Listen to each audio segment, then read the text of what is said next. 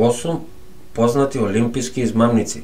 Олимпијадата е за вистинскиот дух на спортскиот дух и ги слави некои од најдобрите и најплодните спортисти на сите времења. За жал, не сите победници напредуваа на фер и легален начин, бидејќи мамењето на олимписките игри и зимските олимписки игри е старо исто колку и самите игри. Погледнете ги 8-те од најпознатите примери на мамење на Олимпијадата. 8. Бен Џонсон. На Олимпијадата во Сеул во 1988 година, канаѓанецот Бен Џонсон го освои златниот медал за трката на 100 метри. Сепак само еден ден по неговата голема победа тој беше позитивен на анаболичен стероид и му беше одземен медалот.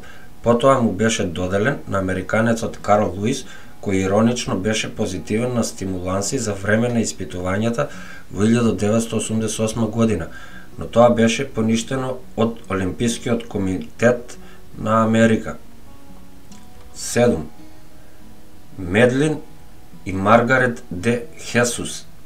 Како нешто од холивудски филм Близначките од Порторико, Медлин и Маргарет де Хесус се обидоа да ги надмудрат игрите во Лос Анџелес во 1984 година, кога Медлин се повредила додека се надпреварувала во скок во далечина и испратила својата идентична сестра близначка Маргарет да се надпреварува во штафетата 4x400 метри, откако главниот тренер на тимот на Олимписките игри во Порторико откри што направиле, го извлекол целиот тим од Олимпијадата. 6. Фред Лордс. Ран пример за мамење на Олимпијадата. Американецот Фред Лордс победи, под наводници, на маратонот на Олимписките игри во 1904 година во Сент Луис. Проблемот е што тој всушност престана да трча на 9 мили, тврдејќи дека е исцрпен и тренерот му го подигнал на цели 11 мили, само за тој потоа да го истрча преостанатиот дел. Кога гледачите се пожалија дека тој не ја истрчал целата трка, титулата му била доделена на американскиот колега Томас Хикс, кој исто така добил помош во трката, бидејќи користел лек за подобрување на перформансите, наречен стрихнин. 5. Спиридон Белокас. Друг измамник на олимпискиот маратон. Спиридон го освоил третото место на трката, само за да биде откриен дека завршил со стероиди за коњ. Тој беше дисквалификуван, а со оглед на тоа што првите двајца победници беа грци, неговото дисквалификување и дисквалификацијата ја лиши земјата домаќин од освојување на првите 3 награди во трката. 4. Мерион Џонс. Американската спринтерка и скокачка во далечина се прослави на игрите во Сиднеј во 2000 година, кога освои 3 златни медали и 2 бронзени медали. Сомнежите брзо се појавија, не само поради низините неверојатни подвизи, туку уште поважно затоа што низиниот сопруг, американскиот фрлач на ѓуле, беше позитивен на стероиди. Таа жестоко негираше каква била незаконска постапка, се до 2007 година, кога призна дека користела стероиди на тренинзите за надпреварите во Сиднеј. Сите медали и беа одземени. 3. Борис Онишенко.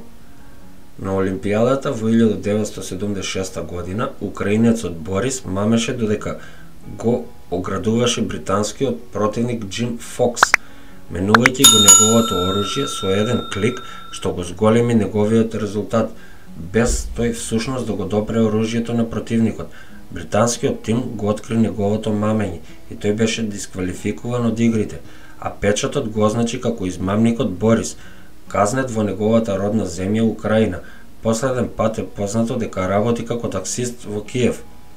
2. Модерен тим во петобој од Тунис. На игрите во Рим во 1960 година, тунискиот модерен петобој тим имаше епски лош почеток од стрелачкиот дел затоа што случајно за малку ќе застрелал судија. За да го олеснат понижувањето за време на надпреварот во мечување, тие едноставно го испратија својот најдобар мечувалец назад за секој дел, надевајќи се дека мечувачката маска ќе биде доволно добра за маскирање. Верувале или не, овој обид за мамење пропадна, па целиот тим беше исфрлен од надпреварите. 1. Источно-германски пливачки. Жените пливачки од Источна Германија беа исклучително добри во текот на Олимписките игри во 70-тите и 80-тите години. Сепак долго време се сомневаше дека употребата на стероиди, особено имајќи ги предвид членовите забележливо длабоки гласови и исклучително мускулести рамена, додека тие негираа употреба на стероиди многу години. Во 1991 година тимот призна дека тие навистина ги користеле овие нелегални лекови за подобрување на перформансите.